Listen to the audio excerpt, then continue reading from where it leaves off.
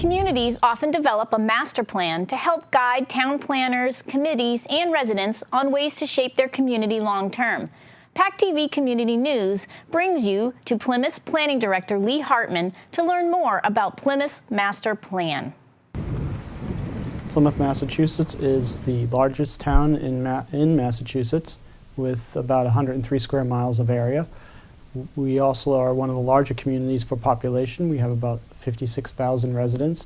We are known for our water. We have 37 miles of waterfront shoreline. We also have, some say, numerous ponds, but some say 365 ponds, one for each day. When you look at natural heritage, which is a state program that maps all rare and endangered species, about 25% of all the rare and endangered species that you see in Massachusetts reside in Plymouth. We also sit on what's called an aquifer, which is a lens of water that has an underwater supply. And Plymouth's aquifer is the second largest in Massachusetts, only behind the Cape Cod aquifer. We also have a very large and very active farming industry in Plymouth through the cranberries associations and the various cranberry bogs in Plymouth too. When we talk about planning in communities, you think of two main tools. One is the zoning bylaw and one is something called the master plan. Now, a master plan is a little different. Zoning is the actual, you can and can't do these things, your lots must be certain sizes. The master plan is a little more general, and it says here's where we think development should occur, here's where it shouldn't occur, here's the things we want to protect, here are the things that are special in a town. As you make decisions, use this as a tool to kind of guide yourself and make decisions about how is the wisest way to make decisions and invest money in the community.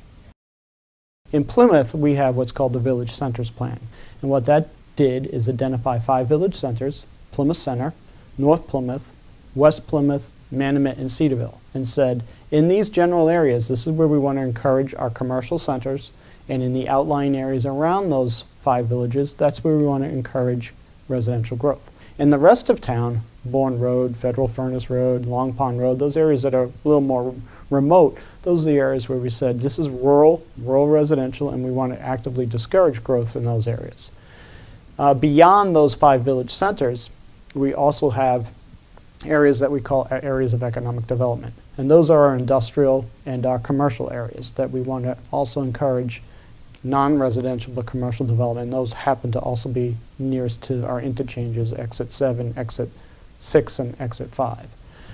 When we also look at our master plan, it says, okay, that's where we want to develop and that's where we want to encourage growth. The master plan also says that that's where we should focus most of our investment. So if we're going to improve roads, if we're going to build a new school, if we're going to do a new playground, those are the areas where we are saying as a town we're going to commit to provide most of our services. It doesn't mean that we neglect those other areas. It just says that if we have money to invest on roads, majority of it would go into village centers. Some of it obviously has to go to the rural areas, but we're going to focus in on those villages for where the growth goes.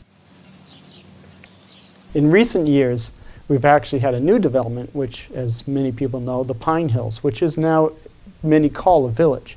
The difference was, from a master plan standpoint, the difference with the Pine Hills is it's private.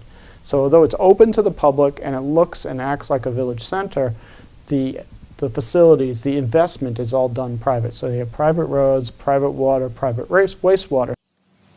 So we've talked a little bit about our 5 village centers, and the reverse of that is the rural area. So what we do is we have, and we're very fortunate to have, the Community Preservation Act in Plymouth, an excellent Community Preservation Committee, and they are investing those funds in those rural areas, buying that important land. That land is important for recreation, it's important for habitat protection.